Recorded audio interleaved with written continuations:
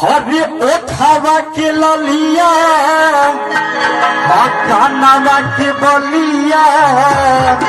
हरे ओठावा के ललिया कानवा के बलिया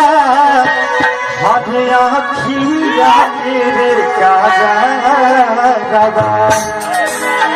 ओठावा के ललिया कानवा के बलिया अखिया गिरी ओठावा के ललिया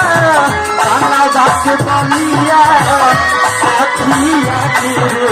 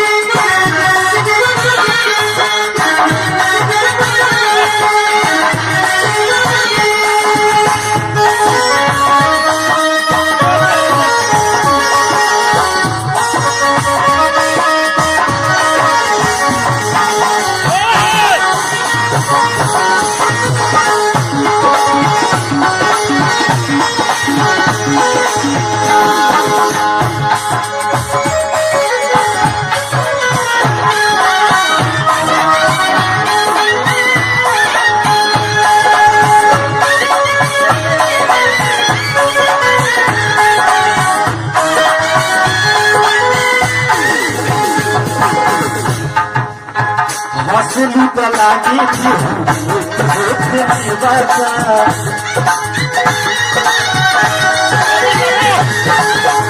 जिंदा जवानी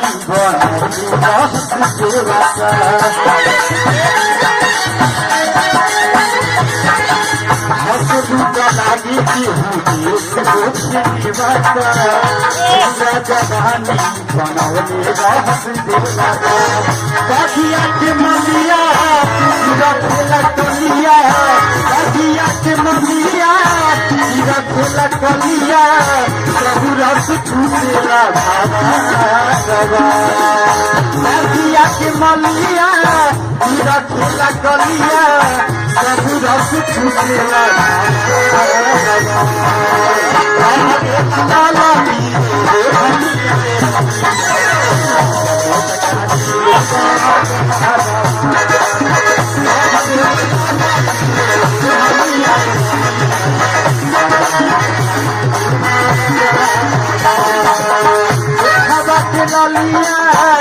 बलिया खाबा के ललिया कानवा के बलिया अखिया के हरे लगाला जी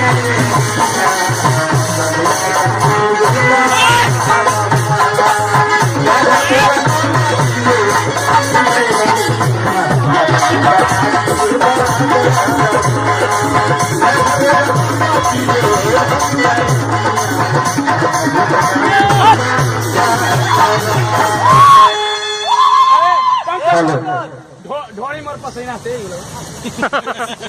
ढोड़ी भर जाला मोर पसीना। हेलो देखी ये गाना तो खुश करके हमें भैया की तरफ से एक सही रुपए का पुरस्कार बा और भैया के बहुत बहुत प्रणाम बा। स्कॉर्पियो तोरे नाम ना बा